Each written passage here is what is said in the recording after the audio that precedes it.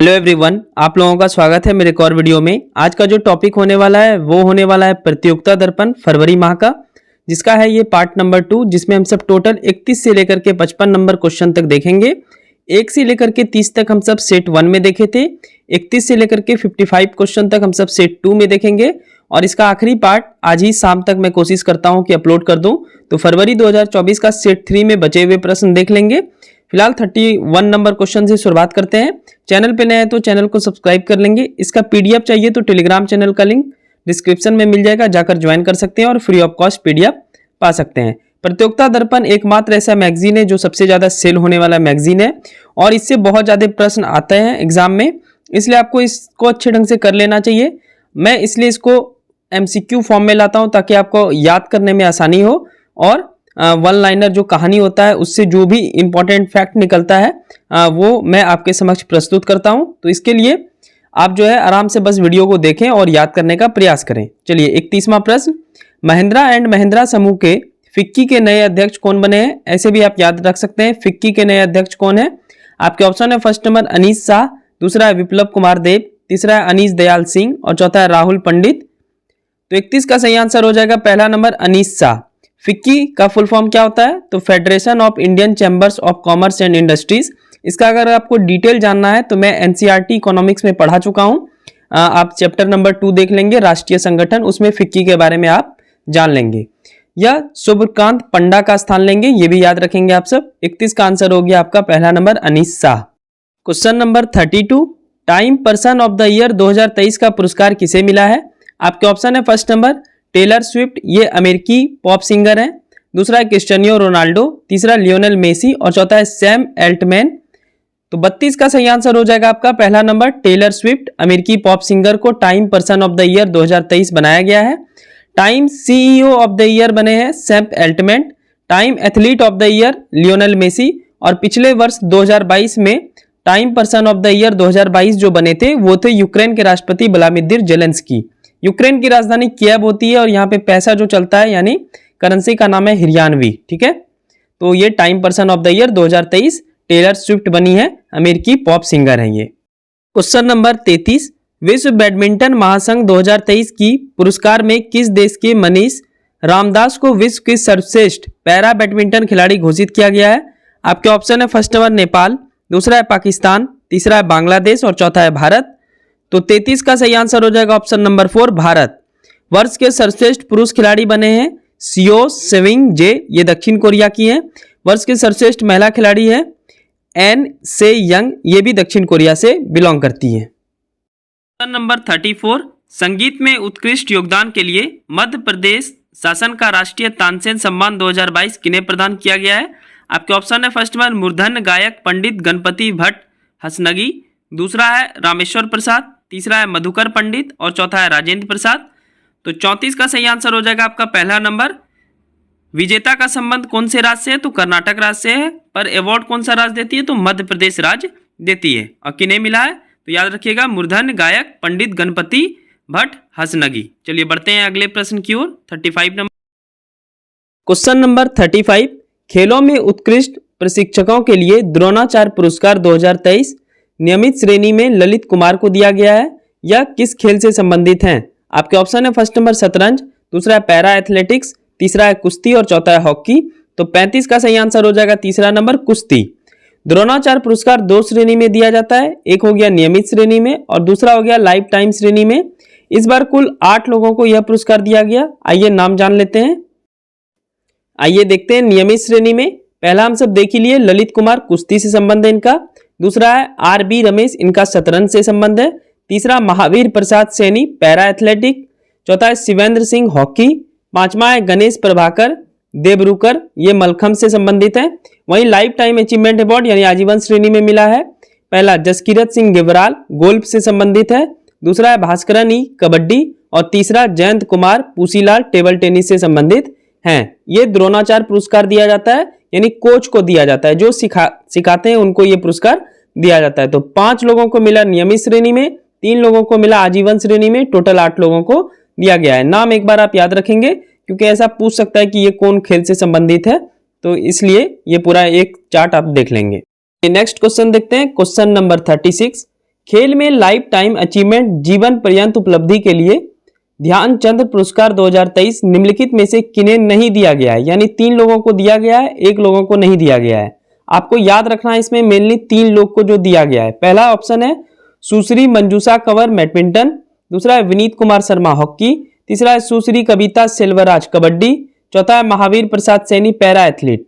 तो 36 का सही आंसर हो जाएगा option number 4 Mahavir Prasad Saini para athlete. इनका नाम याद नहीं रखना है, आंसर इस क्वेश्चन के हिसाब से ऑप्शन नंबर 4 होगा, लेकिन ऊपर का जो 3 नाम है 1 2 3 वो आप याद रखेंगे। बढ़ते हैं अगले प्रश्न की ओर।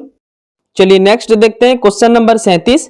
हाल ही में किस देश के अमीर शासक शेख नवा अल अहमद अल जबर का 16 दिसंबर 2023 को निधन हो गया? आपके ऑप्शन है फर्स्ट नंबर इराक, दूसरा ईरान, तीसरा है कुवैत और चौथा है म्यांमार। तो 37 का सही आंसर हो जाएगा आपका तीसरा नंबर कुवैत। कुवैत की राजधानी कुवैत सिटी होती है। इस देश के नए शासक जो बने हैं वो बने हैं क्राउन प्रिंस शेख मिसाल अल अहमद अल जबर अल सबा बने हैं। ठीक है, नाम याद रखेंगे। चलिए 38 नंबर, देश के मुख्य चुनाव आयुक्त व चुनाव आयुक्तों की नियुक्ति व सेवा शर्तों के लिए एक वैधानिक प्रावधान को संसद में 12 दिसंबर 2023 को पारित किया गया। इन पदों पर नियुक्ति के लिए किनकी अध्यक्षता में 3 सदस्यीय समिति का गठन किया गया है? आपके ऑप्शन है फर्स्ट नंबर उपराष्ट्रपति, दूसरा है प्रधानमंत्री, तीसरा है राष्ट्रपति और चौथा है मुख्य न्यायाधीश। तो 38 का सही आंसर हो जाएगा आपका दूसरा नंबर प्रधानमंत्री। आइए इस प्रश्न के मुख्य बिंदु को समझते हैं। देखिए, एक विधेयक पास हुआ है मुख्य चुनाव आयुक्त व अन्य चुनाव आयुक्त विधेयक 2023।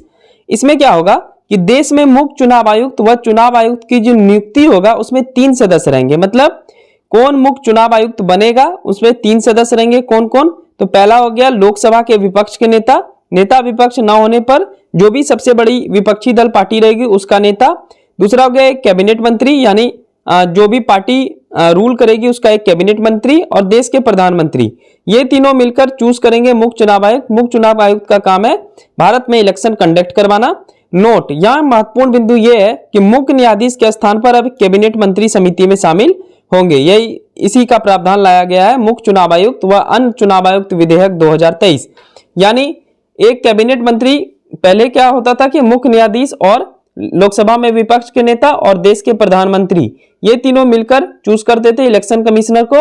अब मुख्य न्यायाधीश को हटा करके उसके स्थान पर एक कैबिनेट मंत्री लाने का प्रावधान है।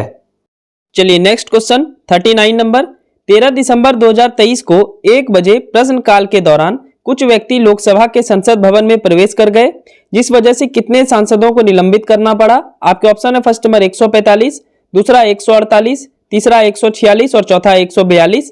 तो 39 का सही आंसर हो जाएगा आपका तीसरा नंबर 146। क्वेश्चन नंबर 40 देख लेते हैं हम सब। विश्व की सर्वाधिक 100 शक्तिशाली महिलाओं की फोर्ब्स की सूची में 2023 में भारत की कितनी महिलाओं को शामिल किया गया है? आपके ऑप्शन है फर्स्ट नंबर 5, दूसरा है 4, तीसरा है 7 और चौथा है 9। तो 40 का सही आंसर हो जाएगा दूसरा नंबर 4। आइए जान लेते हैं कौन कौन वो 4 हैं। पहला, हमारे वित्त मंत्री निर्मला सीतारमन, 32वां स्थान इनको मिला है। दूसरा, रोशनी नादार मल्होत्रा, 60वें स्थान पे हैं ये।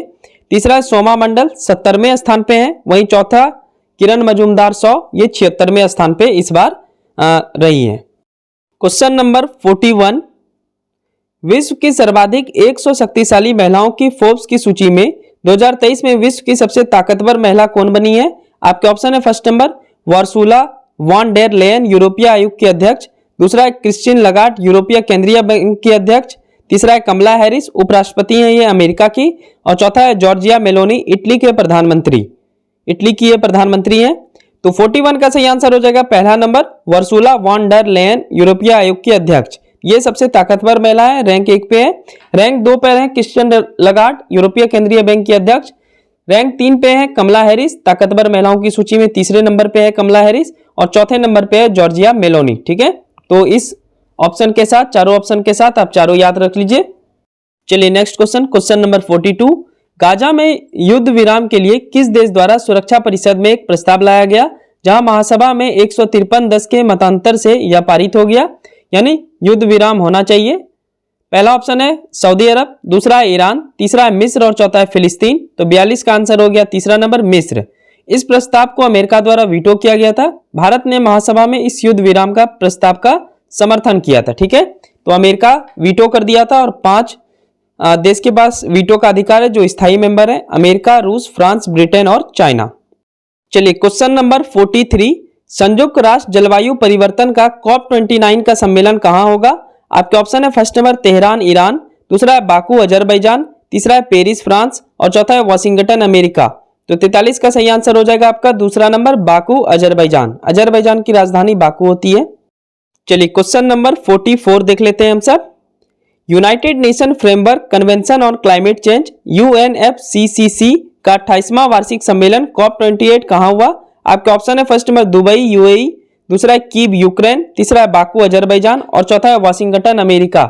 तो 44 का सही आंसर हो जाएगा आपका पहला नंबर दुबई UAE।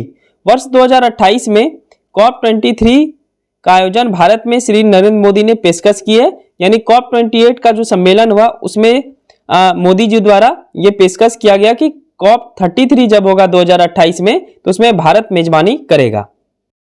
चलिए क्वेश्चन नंबर 45, किस देश के राष्ट्रपति विलियम रूटो ने 4 से 6 दिसंबर 2023 को भारत की यात्रा की? आपके ऑप्शन है फर्स्ट नंबर केनिया, दूसरा है जिम्बाब्वे, तीसरा है बांग्लादेश और चौथा है इंग्लैंड। तो 45 का सही आंसर हो जाएगा आपका पहला नंबर केनिया। केनिया की राजधानी नैरोबी होती है जहां पे यूनाइटेड नेशन एनवायरनमेंट प्रोग्राम का हेडक्वार्टर्स है। 46 नंबर क्वेश्चन देख लेते हैं हम सब। United nation framework convention on climate change वार्षिक सम्मेलन COP28 में भारत का प्रतिनिधित्व किनके द्वारा किया गया? आपके ऑप्शन है फर्स्ट नंबर केंद्रीय पर्यावरण मंत्री श्री भूपेंद्र यादव, दूसरा है प्रधानमंत्री नरेंद्र मोदी, तीसरा है विदेश मंत्री डॉक्टर S जयशंकर और चौथा है रक्षा मंत्री राजनाथ सिंह। तो 46 का सही आंसर हो जाएगा आपका पहला नंबर केंद्रीय पर्यावरण मंत्री श्री भूपेंद्र यादव। पीएम ने 1 दिसंबर को इस सभा का संबोधन किया। वैश्विक तापमान में वृद्धि को 1.5 डिग्री सेल्सियस तक सीमित रखने का लक्ष्य है, तो इससे ज्यादा नहीं होना चाहिए टेम्परेचर, नहीं तो ये दुनिया के लिए खतरा पैदा हो सकता है। और ऐसे भी 1.5 से थोड़ा ही कम है, मतलब 1.2 के आसपास है आई थिंक, तो 1.5 बहुत ज्यादा होता है। इसमें ग्लेशियर सब पिघल जाएगा जिससे कि जितने भी टापू हैं, छोटे छोटे द्वीपीय देश हैं, वो डूब जाएंगे। क्वेश्चन नंबर 47, हाल ही में चर्चा में रहा लॉस एंड डैमेज फंड, जिसको क्रियाशील करने पर सहमति विकसित और विकासशील देश में बनी है कि कोयले के इस्तेमाल में चरणबद्ध तरीके से कटौती करेंगे। यह फंड किस सम्मेलन में बनाया गया था? आपका ऑप्शन है फर्स्ट नंबर COP26, दूसरा है COP27, तीसरा है COP28 और चौथा है COP25। तो 47 का सही आंसर हो जाएगा आपका दूसरा नंबर COP27। क्वेश्चन नंबर 48, हाल ही में किस सम्मेलन में एक महत्वपूर्ण समझौता किया गया है जिसमें जीवाश्म ईंधन से दूर हटने से संबंधित समझौता किया गया है? इसको जीवाश्म ईंधन युग के अंत की शुरुआत बताया गया है। आपके ऑप्शन है फर्स्ट नंबर COP26, दूसरा है COP29, तीसरा है COP28 और चौथा है COP27। तो 48 का सही आंसर हो जाएगा तीसरा नंबर COP28। अब ये COP क्या होता है? तो जलवायु परिवर्तन को रोकने के लिए संयुक्त राष्ट्र संघ ने 1993 में हस्ताक्षरित और मार्च 1994 में लागू हुए समझौते कन्वेंशन, जिसे United nation framework convention on climate change नाम से जाना जाता है, इसी संस्था द्वारा वार्षिक अधिवेशन कराया जाता है जिसको बोला जाता है COP, ठीक है, कॉन्फ्रेंस ऑन पार्टी। चलिए नेक्स्ट क्वेश्चन देखते हैं, क्वेश्चन नंबर 49, हाल ही में किस देश ने global biofuels alliance GBA, international big cat alliance और इंटरनेशनल सोलर अलायंस में शामिल होने के निमंत्रण को भारत ने स्वागत किया है? आपके ऑप्शन है फर्स्ट नंबर पुर्तगाल, दूसरा है दक्षिण अफ्रीका, तीसरा है ऑस्ट्रिया और चौथा है केनिया। तो 49 का सही आंसर हो जाएगा option number 4 Kenya. Kenya is the right answer. Question number 50 देख लेते हैं हम सब। संयुक्त राष्ट्र सुरक्षा परिषद में 5 अस्थायी सदस्य जो 31 दिसंबर 2024 को समाप्त होंगे, निम्नलिखित में कौन है? मतलब इसकी सदस्यता समाप्त होगी 31 दिसंबर 2024 इस साल के अंत में। आपका ऑप्शन है फर्स्ट नंबर जापान और इक्वाडोर, दूसरा है माल्टा और मोजाम्बिक, तीसरा है स्विट्जरलैंड, चौथा है इनमें से सभी। तो 50 का सही आंसर हो जाएगा ऑप्शन नंबर 4 इनमें से सभी। चलिए क्वेश्चन नंबर 51, संयुक्त राष्ट्र सुरक्षा परिषद में 5 अस्थायी सदस्य जो 31 दिसंबर 2025 को समाप्त होगा, निम्नलिखित में कौन है? आपके ऑप्शन है फर्स्ट नंबर अल्जीरिया और सियरा लियोन, दूसरा है गुयाना और दक्षिण कोरिया, तीसरा है स्लोवेनिया और चौथा है इनमें से सभी। तो 51 का सही आंसर हो जाएगा ऑप्शन नंबर 4 इनमें से सभी। ये 5 जो देश हैं इनकी सदस्यता 31 दिसंबर 2025 को समाप्त होगी, यानी ये ज्वाइनिंग कब किया होगा? तो ये ज्वाइनिंग क्या होगा 1 जनवरी 2024 से। 2 साल रहता है अस्थायी सदस्य का कार्यकाल।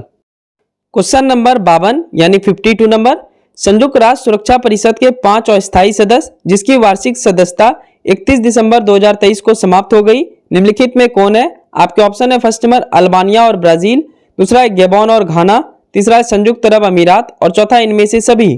तो 52 का सही आंसर हो जाएगा ऑप्शन नंबर 4, इनमें से सभी। जापान रिकॉर्ड 12 बार सुरक्षा परिषद का अस्थायी सदस्य चुना गया है। सुरक्षा परिषद की 2 वर्ष के अस्थायी सदस्य चुना जाता है, 2 वर्ष के लिए, ठीक है। Next question number 53। जून 2019 में भारत ने किस देश के साथ हाइड्रोग्राफी सर्वे समझौता किया था जिसको उस देश द्वारा 7 जून 2024 को समाप्त कर दिया गया? आपके ऑप्शन है फर्स्ट नंबर बांग्लादेश, दूसरा है श्रीलंका, तीसरा है मालदीव और चौथा है जापान। तो 53 का सही आंसर हो जाएगा आपका तीसरा नंबर मालदीव। ये हाइड्रोग्राफी सर्वे क्या है? तो इसमें समुद्री नेविगेशन, निर्माण, तेल अन्वेषण संबंधी जानकारियां जुटाई जाएगी। तो आपको पता है हाल ही में मालदीव के साथ भारत के रिश्ते खराब हो गए, जिस वजह से हाइड्रोग्राफी सर्वे जो जून 2019 में समझौता हुआ था उसको अब 7 जून 2024 को समाप्त कर दिया गया। बहुत सारे शिप को भी लौटाया था जो हम सब गिफ्ट किए थे। इसके अलावा भारत के आर्मी को भी मालदीव बुलाया जाने के लिए। तो ये सब हो रही है डेवलपमेंट। चलिए बढ़ते हैं अगले प्रश्न की ओर। चलिए नेक्स्ट क्वेश्चन नंबर 54। हाल ही में किस देश ने लगातार तीसरे कार्यकाल हेतु राष्ट्रपति अब्देल फतह अल सीसी बने? किस देश के लगातार तीसरे कार्यकाल हेतु राष्ट्रपति कौन बने हैं? अब्देल फतह अल सीसी। आपके ऑप्शन है फर्स्ट नंबर इराक, दूसरा है मिस्र, तीसरा है ईरान और चौथा है कुवैत। तो 54 का सही आंसर हो जाएगा दूसरा नंबर मिस्र। मिस्र की राजधानी काहिरा है, अंग्रेजी में कैरियो बोल देते हैं। यह पहली बार 2014 में राष्ट्रपति बने थे, फिर 2018 में और अब ये पुनः तीसरे कार्यकाल के लिए निर्वाचित हो गए हैं अब्देल फतह अल सीसी। चलिए आज के सेट का आखिरी क्वेश्चन देखते हैं 55 नंबर। चलिए प्रश्न संख्या देखते हैं 55 नंबर। 55वां प्रश्न। हाल ही में ओमान के सुल्तान हैतम बिन तरीक ने कितने वर्षों के बाद किसी ओमानी शासन के रूप में पहली यात्रा की? यानी भारत की उनकी पहली यात्रा है और 25 वर्ष पहले आए थे ओमान के सुल्तान और 25 वर्ष बाद अब आए हैं ओमान के सुल्तान हैतम बिन तारिक। तो आपके ऑप्शन है फर्स्ट नंबर 25 वर्ष, दूसरा 30 वर्ष, तीसरा 40 वर्ष और चौथा है 45 वर्ष। तो आंसर आई थिंक मैं पहले ही बोल दिया, 55 का हो गया पहला नंबर, 25 वर्ष। अब इस दौरान भारत में जो उनकी यात्रा हुई तो क्या क्या मुख्य बिंदु निकल के आया, आइए देखते हैं एक बार। तो भारत और ओमान के बीच 8 समझौते हुए जिसमें दोनों देशों के सहयोग संवर्धन के लिए भविष्य के लिए साझेदारी शीर्षक से एक साझा दस्तावेज जारी हुआ, जिसमें भारत के अमृतकाल विजन और ओमान विजन 2040 का समावेश है। भारतीय संस्कृति संबंधित पीठ की भी स्थापना की घोषणा की गई है। तो ये था प्रतियोगिता दर्पण फरवरी 2024 का पार्ट 2। देखिए मैं एक साथ भी वीडियो बना सकता हूं आपके लिए प्रतियोगिता दर्पण का, लेकिन वो 100 के आसपास क्वेश्चन हो जाएगा और आप एक बार में देख नहीं पाएंगे, इसलिए मैं इसको 3 भाग में डिवाइड कर दिया हूं, जिसकी वजह से आप आसानी से देख सकते हैं। 20-20 मिनट का आई थिंक वीडियो होता है, तो आप अच्छे ढंग से देख सकते हैं। पार्ट 3 में जितने भी बच गए क्वेश्चन वो हम सब देख लेंगे और 2 से 3 दिन में हम सब मार्च का भी देख लेंगे और अप्रैल का फिर आएगा आपका 12 या 13 तारीख को आएगा। मार्च में अप्रैल का पीडी आता है, एक महीना मतलब अर्लियर चलता है। तो ये है आपका प्रतियोगिता दर्पण फरवरी 2024। चलिए मिलते हैं नेक्स्ट वीडियो में। वीडियो पसंद है तो चैनल को सब्सक्राइब कर लीजिएगा और एक लाइक कर लीजिएगा। देखिए करंट अफेयर्स देखने से मतलब नहीं होता है, करंट अफेयर्स को बार बार पढ़ने से मतलब होता है, इसलिए आप इसको बार बार रिवाइज करें, तभी आपको कॉन्फिडेंस मिलेगा। आप बार बार इधर से उधर भटकते हैं, इस वजह से आप नहीं फोकस कर पाते हैं, ठीक है। तो ये सब आप ध्यान देंगे। चलिए मिलते हैं नेक्स्ट वीडियो में, तब तक के लिए thank you so much and bye.